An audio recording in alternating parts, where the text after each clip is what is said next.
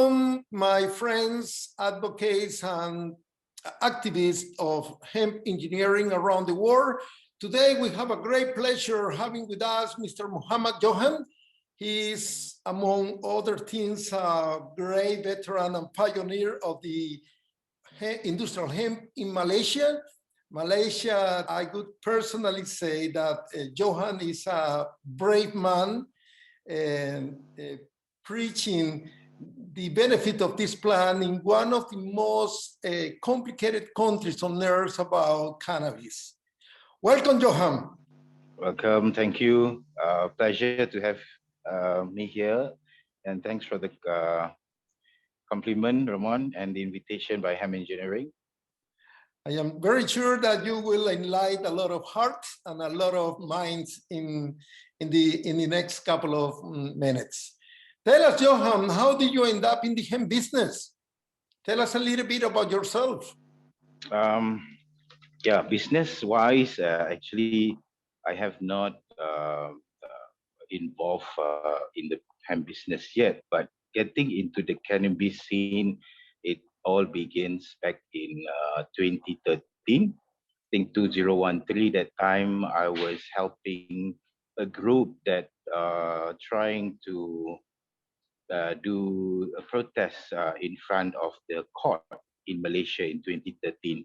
So I give a helping hand and help them to strategize the concept, and we come out with photo and education since 2013 under a group, and I was fortunate enough to be invited to manage almost 5 pro-cannabis main page in Malaysia, and I also help many groups to strategize it from a protest approach to an education approach. So that's how it all begins.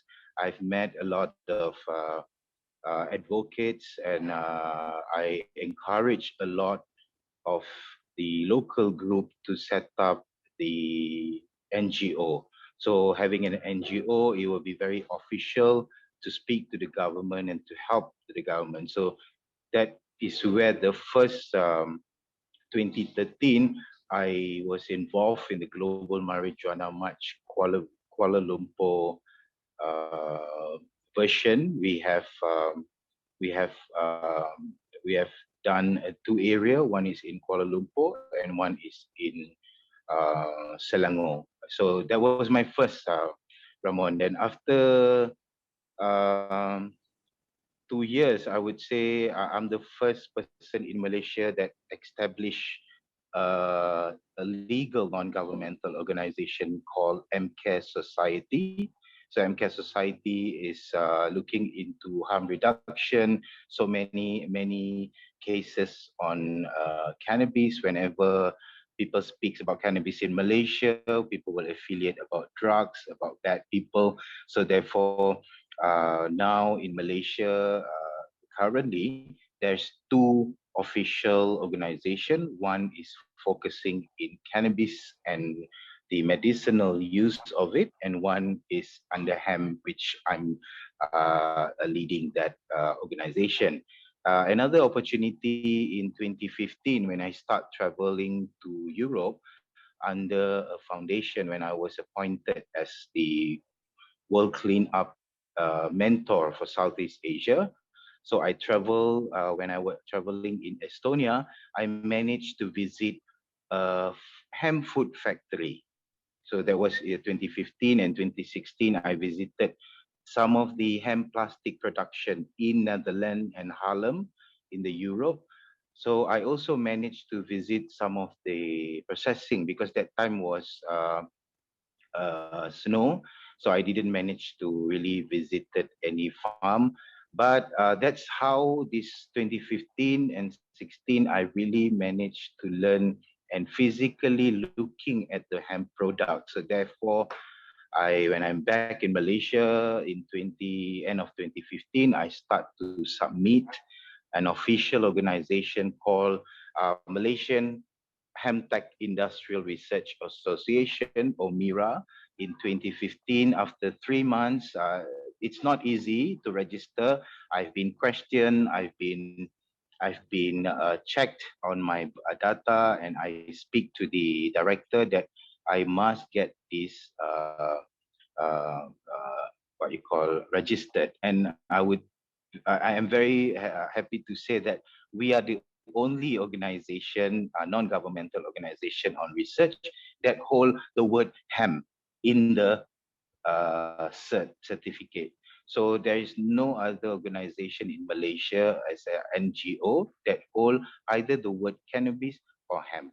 So when we officially registered in 2016, the first international presentation that we joined was the um, um, World Hemp World Hemp Congress in Slovenia. So that was our first presence in the hemp network, and of course, almost every year we travel to some of the nearby country, or we ourselves host a forum in 2019 to 019 was the first year we concentrate recruiting members. And after our official forum host in a local university, it's an international university. And because I'm part of the Sustainable Campus Advisory Team, so I managed to speak to the dean and the head of the university that I'm hosting more on an education hemp forum, and we also have workshop. And since that, we have many people joining us. Until today, we have almost 500 Malaysian members coming from lawyers, researchers, and we also have people who are already in the business, or even those who are interested to join in the hemp business. Yeah. Must congratulate you and your team because beyond the motivation of being part of this industry, it is the courage to stand up, the prohibition. The prohibition is a universal situation that many countries are facing. It's, I would say, a global dictatorship imposed by the United States. But nowadays, after 80 years, it's starting, most countries are starting to understand that the war on cannabis specifically is a failure. It has been more, too much money and too much life lost without meaning. So I guess you must have a lot of stories about the prohibition in Malaysia, right? Yeah, I mean, after when the first time I'm very active in this community grassroots level. There's so many issues that I encounter. People with uh, a simple or small amount of cannabis, they are being threatened, and sometimes simply anywhere. If they even go to the petrol station, they will just get questioned by police. I think these are very minor issues that actually it doesn't help the people when it comes to prohibition, because we know that cannabis, since it was being set up back in 1930 under the Reefer Madness, I think it has really broken the whole humanity and broken the whole life of the people, because um, the prohibition that time was to actually demolish this cannabis business, from my readings. And I think this is the time, if you ask me now, post-pandemic, is the time to almost all country to find the solution. And of course, cannabis hemp is the solution in whatever industries that they are looking at, because the previous industry coming from 30s up to 70s when plastic was introduced, um, it somehow doesn't fit certain countries because of the raw materials. So therefore, the if to me, The prohibition, especially in Malaysia, we have cases like Muhammad Luqman, and we have cases like Dr. Ganja, Captain Amiruddin. These are the people that wanted to share to the patient on certain of their production, like oil that they produce. But there is no um, favoring by the government, and I think we are still waiting for the result on this Dr. Ganja case. But the recent Muhammad Luqman was just released, I think 2 weeks ago, after the government, I mean the court has approved his court case.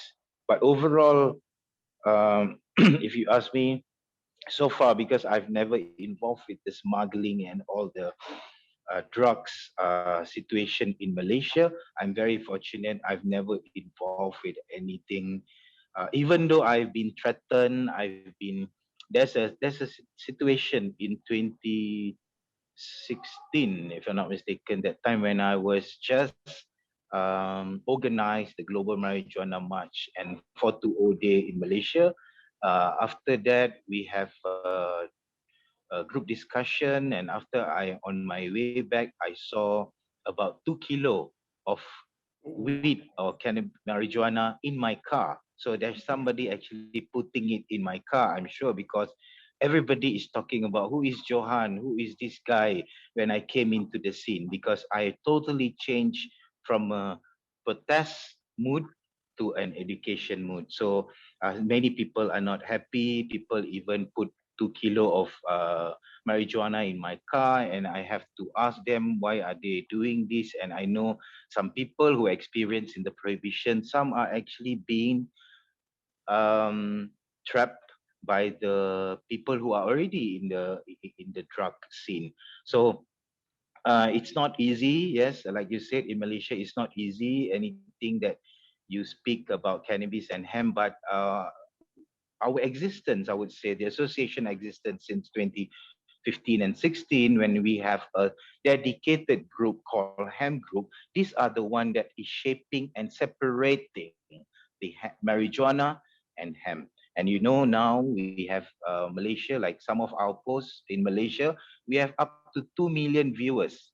Means people in the world or even in Malaysia, because it's in Bahasa, it's in Malaysia, in Bahasa Melayu, in the local language. Yes. I'm sure there's so many Malaysian now is aware about it. Is aware about the difference between hemp and cannabis. So the prohibition, I think, is no longer valid now. Looking at the post-pandemic, is no longer valid. It needs to really change. Looking into what UN rescheduling guidelines will be helpful, at least for a start. Agree with you. Agree with you. Johan, that brings us to the third question. Please tell us about your exciting projects that you are executing as part of the association, but also privately. Yes, I'm a person that I will, having an association, I must do something that, like the first thing we do after we register, we already join the World Hemp Congress and all the hemp event. So last year when we have the pandemic, we don't, besides advocating or lobbying to the politician about, we have our dedicated team that do the lobbying. Besides that, we also internally produce our own fabric. You know, we have this fabric.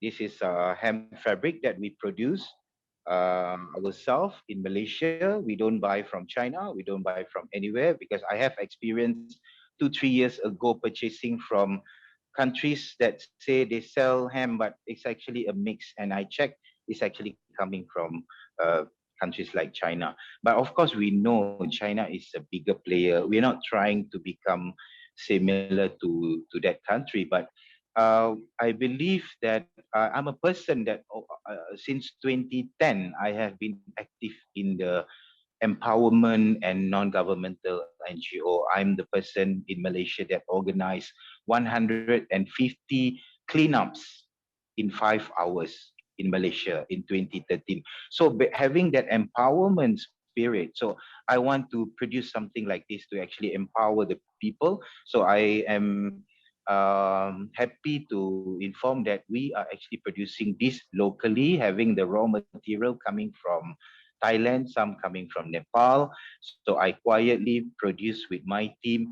Now we managed to develop a hand fabric, making 7 types of hemp fabric, and it is 100% hemp. It's no Oh, mix wow. with other. Yeah. So first will be this I can share with you, and of course last year we also participate under the Asian Hemp Summit in Kathmandu. We have master students who actually produce animal feed made of kenaf. So I challenge him to produce um, animal feed made of hemp. So again, you know, Malaysia, we have access to hemp seeds, and hemp seed oil is sellable in any of our premium shop here.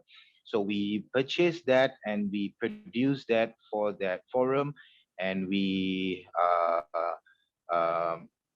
appointed as number 3 in all the hemp players in the Asian Hemp Summit. So yes, we do have that, and actually we have not produced it commercially, but we have the expert, and we have someone who actually produce and focus into that product. So second is that, and besides that, we also send our members to cultivation training under the Malaysian board, Kenaf board, and our members also participate in some of the talks and workshops that we do in Malaysia and some parts of Borneo. And besides that, I think this year my planning will be building my own hemp house, Oh, wow. which I feel it's important for me to not just producing something like this and not commercially sell it. I think after we promote the Hem House will be the time that we are ready to promote some of the internal product that we are producing, including last week, I have a team that I asked him, he's an award-winning bartender. So I asked him to produce some of the hemp beer, hemp alcohol. This is empowering. This is something that from my side that I want to empower the people, not just talking, because I've been talking a lot since 2013. I've been blogging a lot. So I think this time is to showcase it. So the Hemp House is actually an opportunity for me to speak to the world about hemp, and an opportunity for me to physically having it on my own. So yeah, that will be the project from my side, Ramon. And it's a great privilege for me to assist and play a little part of an Australian company in that project. Yes, brilliant. Yeah, thanks to you as well for giving that inspiration. Yes, I no doubt that you have been also part of myself in the Hem network now, especially towards my Hem house, because I think we need to have someone who competent and know, because what we are doing is actually to promote the whole sustainable message. It's not about just building it using a hempcrete, but then you don't even bother about what color you are using, what other material you are using. So even though I've been promoting a lot on recycling and waste management for the past 10 years, I don't use that material for the house because it will be a very focus into hemp. And of course, we have another options to also promote Knaf, since the industry is already available in this country. Absolutely. That's give us, lead us to the last question, because in the years that we have been talking and I have been participating also in your events, and we have talked about many times about self-sustainability and circular economy. We are both very mentally aligned on that respect. I am sure that you can expand deep thinking in this interview for the war. What is your thinking? Do you truly believe that eventually, after the prohibition has been passed, and we get to the point where we can build and do more things from hemp, can we reach a sustainable mode, a circular economy mode? Yes, yes, certainly, Ramon, because like here now in Malaysia, we have been when we first established the association, I mean the Malaysian Hemp Industrial Research Association, our focus for the first 2 years was on the industrial. That's why we are building the fabric, we are hosting the forum, we are sharing the members about bioplastic and all. But this year, our focus is on food before we focus on the medicinal hemp next year. So this year, all our meetings with the ministry. Recently, we have a meeting with the Ministry of Agriculture. We show our roadmap about food, and this all will lead towards sustainable, and not just sustainable. We can actually create a holistic circular economy. Let's take an example, an area with even 2,000 community living there. They can actually eat something healthy like those hemp seeds, or even the leaves, or even for their animal feed. Because I am very concerned because I lost my son due to cancer. I'm very concerned with the food, and especially countries like Malaysia, there's options. I don't say all our food here are bad. We have very much premium product, but we also have very low quality, or even some vegetable taste like newspaper. So this is where I believe the circular economy has to be very practical, not just industrial. It has to be the people that actually produce can also benefit it. Like what you see, how successful Starbucks is running their circular economy business, for example, or even the raw rolling paper from the raw company. These are good two example, I would say. And coming to hemp, if these people can eat, when I say the concern about vegetable tasters like newspaper, because now there is so many modification into products, especially into food product, Yes. like a carrot, like especially the high rank is the most popular one. Why? Because it's very high in demand, like soya bean, like corn. So these are all why, instead of me eating corn or even eating soya bean, I would rather give these people who want to focus the circular economy to eat more healthy food, because the content of hemp protein, the protein, it can reach up to 20% compared to other products. You need to eat 5 6 of those to enjoy that 20% of protein. So therefore, one, you have food for them, and of course, product. When it comes to products, the youth, especially the youth, is the most issue in the world now. I think the youth can always venture into construction business. They can just produce from the core to just a small hood that's selling just the bricks, for example. You know, it doesn't have to be very commercial, but they can practice in a very small scale. Why? Because these are 100 days to 120 days plan, where they can have enough business to develop within 5 years.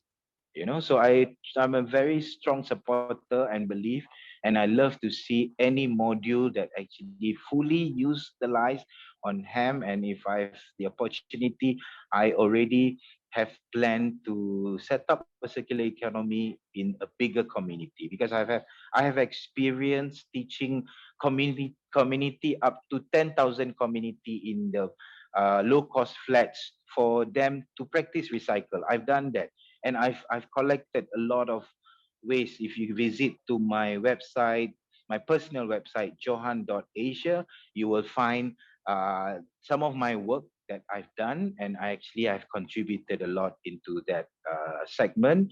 So I really want to develop something like what you mentioned, Ramon, in circular economy, and I believe hemp is hemp can give more. Yes, of course, other plants can give, but hemp can give more business and more To the people. opportunity for the people. Yeah. Agree with you.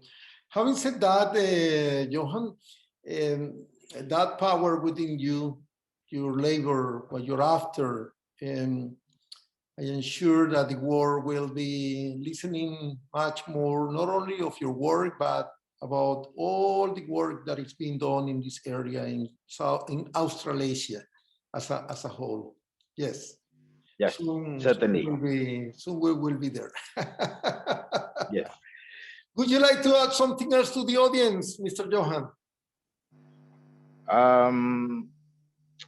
I would say not to the audience. I would say specifically to the Malaysian government. I hope the Malaysian government will